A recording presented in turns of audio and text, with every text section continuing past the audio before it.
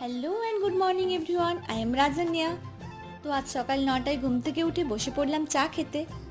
তারপর একটু গিটার নিয়ে বসে পড়লাম। এতটাও সুন্দর পারি না, তবে একটু আধটু এসেই যায়।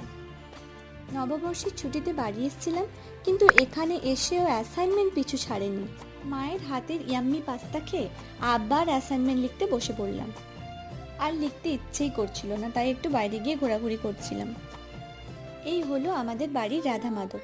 So puja is complete, then we took our lunch, আর তারপর আমরা একটু ঠান্ডা ঠান্ডা রায়তা খেলাম।